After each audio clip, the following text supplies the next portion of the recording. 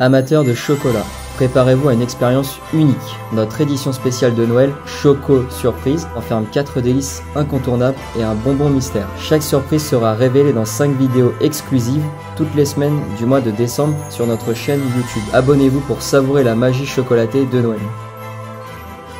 Pour cette 3e édition spéciale de Noël, on va réaliser des bonbons pralinés aux Jean du Jas. Pour commencer nos bonbons, on va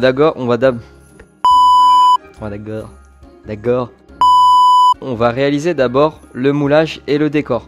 Pour ça, je vais avoir besoin de chocolat noir, de chocolat blanc et de chocolat au lait. Ces deux chocolats, donc le blanc et le noir, seront pour le décor et le chocolat au lait sera pour le moulage. Ce que j'ai fait, c'est que je les ai divisés en deux, donc la partie qui va être fondue et la partie non fondue, pour pouvoir réaliser notre tempérage. Donc ce que je vais faire, c'est que je vais mettre au bain-marie mes 3 chocolats dans les plus gros culs de poule et ceux-là je vais les laisser de côté. Une fois qu'ils seront fondus, on va se retrouver pour le tempérage. Mes chocolats sont fondus, alors je vais vous donner les températures exactes qu'il faut. Pour le chocolat blanc, on est entre 45 et 50 degrés, certains chocolats sont entre 40-45 degrés selon la marque. Pour le lait pareil, 45-50 degrés et pour le chocolat noir 50-55 degrés. Je vous donne la fourchette assez large pour que vous puissiez avoir les bonnes températures. Ce que je vais faire, c'est que je vais pouvoir venir stopper ma cuisson, ma fonte, et je vais venir les déposer sur un torchon. Je les dépose directement les 3 sur un torchon. Pourquoi? Pour éviter que ce soit directement sur le plan de travail, surtout s'il est froid. Les plans de travail ou les tables généralement captent le froid et du coup je vais éviter d'avoir un choc thermique. Ensuite, ce que je vais venir faire, c'est que je vais venir déposer mes chocolats et je vais les mélanger. Normalement, le tiers qui n'est pas fondu va permettre de venir chuter la température assez rapidement pour pouvoir arriver à la température de mise au point. Pour le chocolat au lait, on va le travailler entre 30 et 31 degrés. Pour le chocolat blanc, entre 29 et 30 degrés. Et pour le chocolat noir, on viendra le travailler entre 31 et 32 degrés. On commence toujours par le chocolat noir et on redescend d'1 degré sur la fourchette. Donc c'est noir, chocolat au lait et chocolat blanc. Donc 31-32, 30-31, 29-30.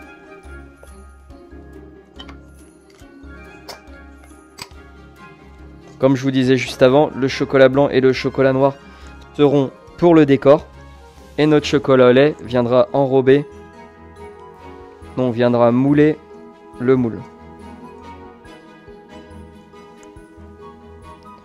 Une fois que j'ai bien, ce que je vais faire, c'est que je vais bien mélanger mes chocolats. Je vais les laisser refroidir jusqu'à avoir les bonnes températures sur un coin de mon plan de travail. Généralement dans une pièce entre 15 et 18 degrés. Et ce qu'on va pouvoir faire en attendant, c'est préparer notre ganache Jean du Jas. Maintenant que mon chocolat est tempéré, je vais pouvoir réaliser mon décor. Donc mon chocolat blanc est à 29 degrés et mon chocolat noir est à 31 degrés. Pour ça, j'ai 2 cornets. On va venir faire des décors au cornet. On va faire un petit duo de chocolat. Je le ferme bien. Alors je réalise une petite pointe, petite ouverture. Et ensuite, je viens faire des traits droits par rapport à mon moule.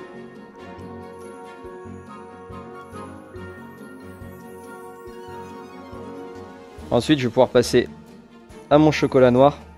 Alors remplissez pas trop vos cornets, sinon vous aurez du mal à les fermer, ils risquent de déborder.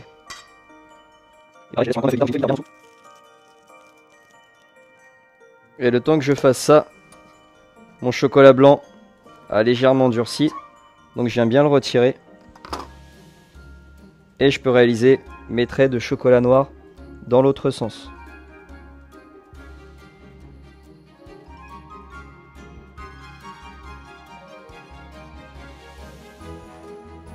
Une fois que c'est fait, bien sûr on vide ses cornets, on ne les garde pas sinon le chocolat va durcir.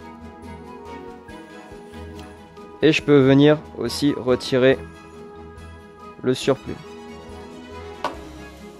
Une fois que c'est fait, on va attendre que ça cristallise 5 à 10 minutes.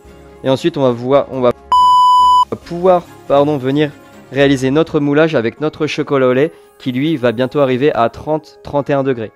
Nos 10 minutes de cristallisation pour le petit décor sont terminées. On va pouvoir passer au moulage. Pour ça, j'ai mon chocolat au lait qui est à 30-31, pas plus. Et je vais venir le pocher, ça sera plus facile et ça sera plus propre.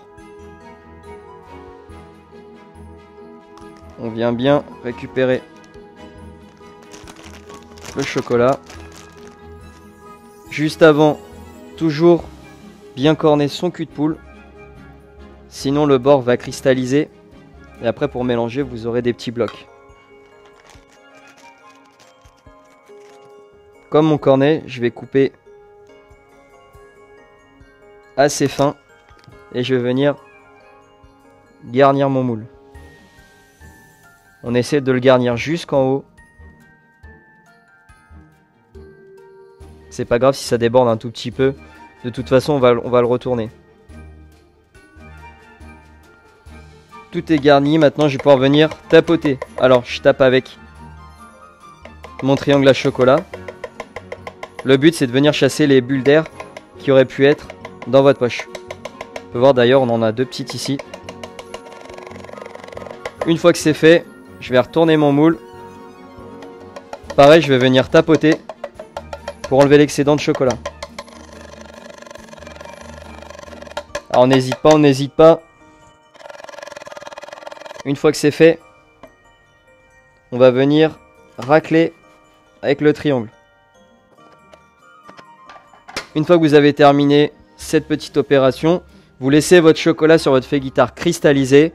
Pareil pour le moule, on le laisse cristalliser quelques minutes, quelques heures, selon le temps que vous allez mettre à préparer la ganache et le praliné. Moi, je vais laisser ça de côté. Je vais laisser mes deux produits de côté. Et nous, on se retrouve pour la ganache. Juste avant de réaliser notre ganache, pour le praliné, on a besoin de produits torréfiés. Donc, on a des amandes et des noisettes. On va préchauffer le four à 150 degrés. Et on va venir les chauffer pendant à peu près 15 minutes. Le but, c'est de faire ressortir toute l'huile essentielle qui est retenue dans l'amande ou la noisette. C'est pour ça qu'on torréfie, ça permet de développer les arômes et d'avoir un produit meilleur en bouche. Donc là, je suis parti pour 15 minutes à 150 degrés et juste après, on va pouvoir attaquer notre ganache Jean Dujat. On peut enfin passer à notre ganache Jean Dujat. Pour ça, on va avoir besoin de plusieurs ingrédients. On va avoir besoin de crème liquide, 35% de matière grasse, de glucose pesé directement dedans, de chocolat noir et du Jean Dujat que vous pouvez mélanger ensemble, et pour finir, de beurre. Pour commencer, je vais tout simplement venir faire chauffer ma crème et mon glucose, et une fois à ébullition, on va pouvoir verser directement en 3 fois sur notre chocolat et notre Jean Dujat pour créer une émulsion, et on rajoutera notre beurre à la fin. Donc là, on laisse bouillir et on se retrouve juste après. Maintenant qu'on est arrivé à ébullition, on va pouvoir verser en 3 fois. Donc je verse mon premier tiers. Bien sûr, je baisse ma plaque, mais je remets ma crème sur ma plaque pour la garder toujours chaude. Mon émulsion, je la fais à la maryse et non au fouet.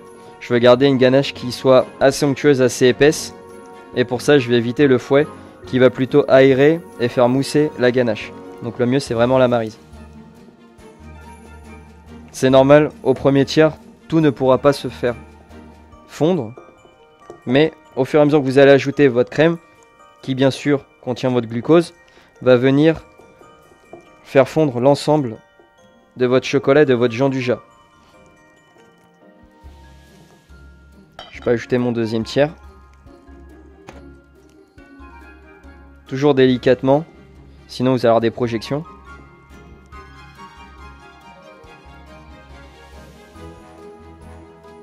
Et à chaque fois, je viens bien chercher les parois pour venir récupérer l'ensemble de mes produits. Le but, c'est que tout soit bien homogène. Si vous voyez que ça continue à fondre, ne cherchez pas trop longtemps à essayer de mélanger. Sinon, vous allez refroidir vos produits. Et après, vous allez avoir du mal à réaliser votre émulsion. Alors j'hésite pas à tourner aussi un petit peu mon cul de poule. Et vraiment, si vous avez une maryse, c'est quasiment l'outil le plus pratique pour émulsionner votre ganache.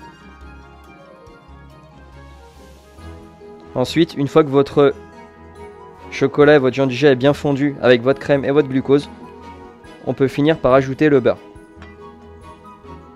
De préférence, un beurre un peu texturé, un beurre pommade. Là, il est assez souple.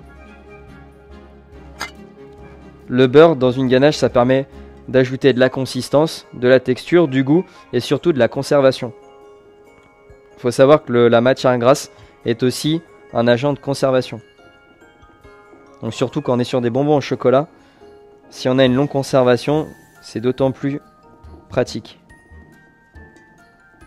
Et n'attendez pas pour l'incorporer, parce que sinon vous allez avoir du mal et vous allez avoir des morceaux de beurre. Et du coup, il faudra refaire chauffer votre ganache pour uniformiser le tout. Et comme vous voyez, mon mélange il est vraiment fluide. Je mélange pas trop fort, le but c'est pas incorporer de bulles d'air. Une fois que c'est homogène, je cherche pas à aller plus dans mon mélange. Je vais tout simplement filmer au contact, donc directement sur ma ganache. Je vais réserver au froid pour la raffermir. Ensuite, on pourra la pocher dans nos moules. Et on va pouvoir passer juste après au praliné. T'enregistres là? Pour mon praliné, je vais avoir besoin d'eau, de sucre, de fleur de sel. Et du coup, de mes noisettes et mes amandes torréfiées. Là, elles refroidissent tranquillement. Pour réaliser mon praliné, je vais juste venir sur ma plaque de cuisson. Je vais juste mélanger mon sucre et mon eau et laisser tout simplement cuire jusqu'à 121 degrés. Une fois qu'on sera à 121, je vais pouvoir ajouter mes amandes et mes noisettes et réaliser mon praliné. Ça y est, je suis à 121 degrés. Ce que je vais faire, c'est que je vais rajouter directement dans mon sucre cuit mes noisettes et mes amandes. Et je vais tout de suite mélanger. Là, je vais mélanger jusqu'à ce que ce soit bien caramélisé. Donc on va passer par deux étapes, le sablage et la caramélisation. Là vous venez bien mélanger. Alors l'effet sableux c'est normal, c'est votre sucre qui va masser, c'est tout à fait normal. Et seulement après il va devenir caramel. Là vous pouvez voir que ça commence à devenir un petit peu sableux. C'est tout à fait normal. Une fois que mon mélange est bien sableux, je vais tout simplement continuer jusqu'à avoir mes premières traces de caramel et ensuite on va pouvoir voir ce que ça donne. Ma caramélisation est pas mal. Vous pouvez voir que là le sable c'est devenu du caramel. Petite info, plus vous allez prolonger la cuisson de votre caramel et plus vous allez avoir de l'amertume. Donc n'hésitez pas à arrêter un peu avant. De toute façon vous le verrez à la texture et à l'odeur. Ce que je vais faire maintenant avec ma fleur de sel, c'est que je vais la rajouter maintenant. Il faut venir bien la mélanger avec mes fruits secs. Une fois que c'est bien mélangé, je vais arrêter la cuisson. On va pas chercher à avoir trop d'amertume. Sinon vous aurez moins le goût des amandes et des noisettes et surtout du caramel. Et je vais venir déposer mes amandes et mes noisettes sur une feuille silpate qui est elle-même sur plaque et que à la fin je vais laisser refroidir tranquillement. Ensuite on pourra passer au garnissage de la ganache. Donc là je vais stopper la cuisson, on est bien. Et je vais venir sur mon plan de travail pour stopper la cuisson. Surtout faites attention, c'est du caramel donc faites attention à ne pas vous brûler. On vient bien chercher l'ensemble du caramel, ça apporte plus de goût. N'utilisez pas de corne ce coup-ci pour récupérer ce qu'il y a dans la casserole. Vous risqueriez de vous brûler.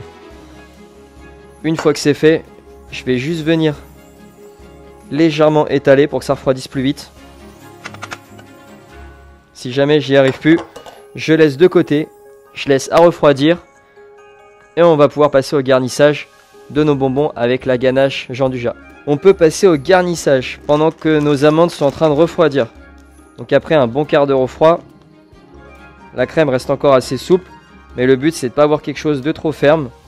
Sinon on va avoir du mal à garnir. Et vous allez devoir forcer sur votre poche.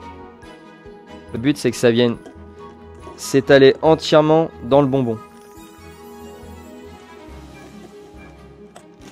Chassez toujours bien les bulles d'air de votre poche.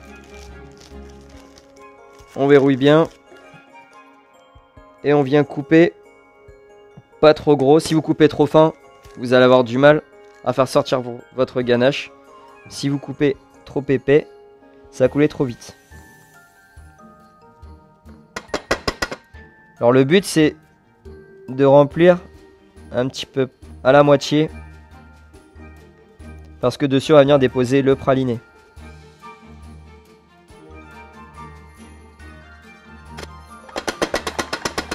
Vu qu'elle est encore assez souple, j'hésite pas à venir tapoter pour qu'elle vienne dans les angles. On rectifie si besoin. Le but c'est qu'ils soient à peu près tous à la même hauteur. On laisse de côté, on laisse cristalliser. Et ensuite on va pouvoir finir notre praliné en le mixant et en terminant le garnissage de nos bonbons. Maintenant que mes amandes et mes noisettes sont refroidies, on va pouvoir les mixer pour réaliser notre praliné. Donc pour ça j'ai un petit robot coupe. Et c'est parti.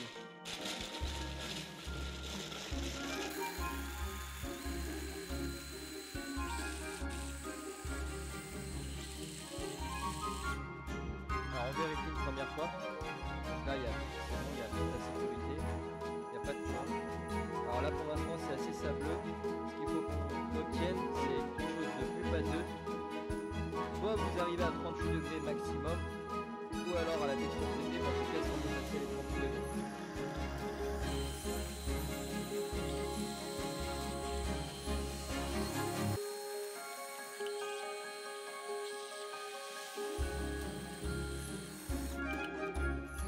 Et de temps en temps, on vient bien mélanger le dessous avec le dessus. Parce que l'huile, qui est contenue dans nos fruits secs, a tendance à rester un petit peu chaud.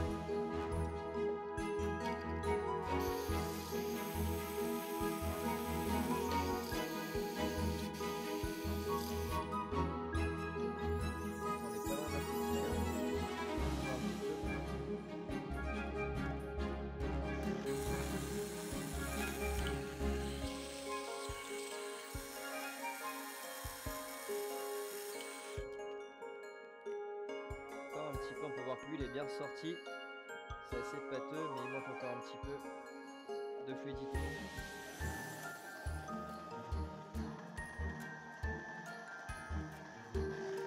Alors j'hésite pas à pencher parce qu'on est sur une petite quantité et vu la taille du robot coupe, il a du mal à venir prendre l'ensemble. Donc j'hésite pas à l'aider.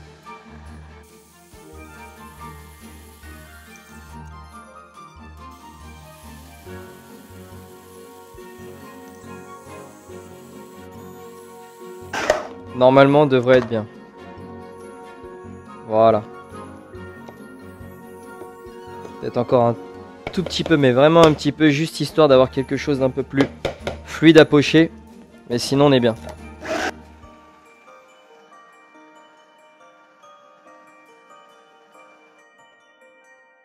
Alors mon praliné est prêt.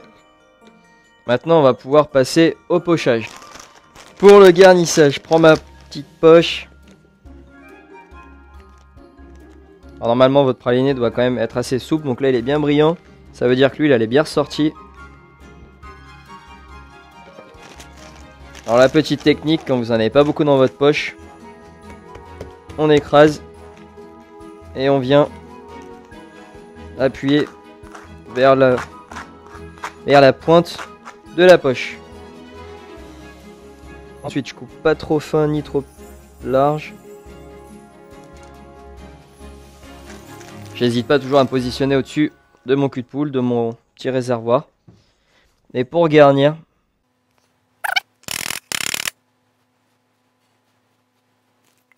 j'hésite pas à bien répartir, comme pour la ganache.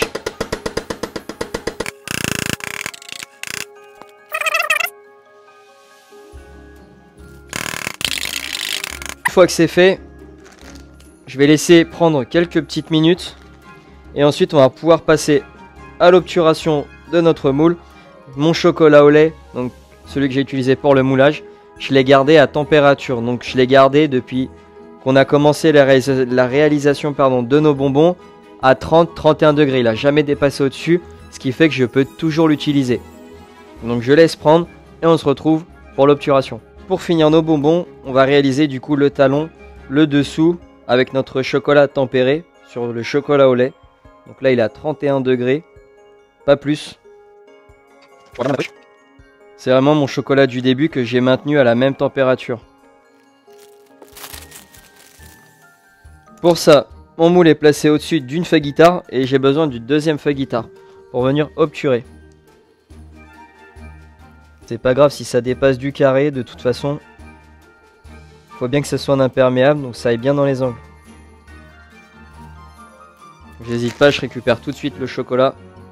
Je travaille à la poche pour que ce soit plus propre. Si on travaille à la louche, on va en mettre un peu plus partout. Et je vais venir tapoter. Que le chocolat puisse venir partout sur le bonbon.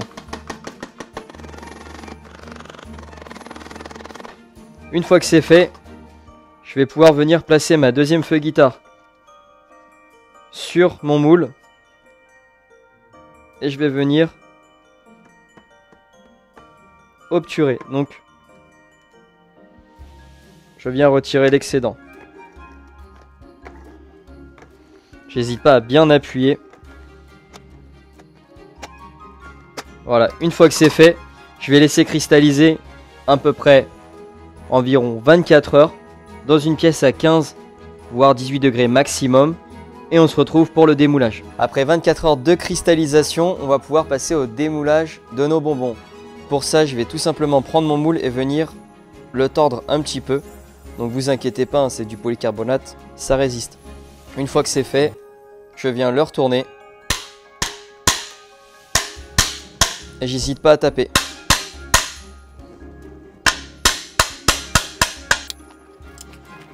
Une fois que c'est démoulé, je vais pouvoir vous montrer l'intérieur des bonbons. Pour l'intérieur, tout simplement, on vient avec un couteau, on appuie bien fort et on peut voir. Donc, on voit la ganache et la petite couche de praliné. Alors le praliné, il ne faut pas qu'il soit trop important, sinon après il va être trop fort en goût, vu qu'il est bien caramélisé. Ça y est, vous savez comment réaliser des bonbons au chocolat Jean Dujat praliné. Restez avec nous pour la 4e édition des bonbons de chocolat de Noël et n'hésitez pas à les partager avec nous. À bientôt.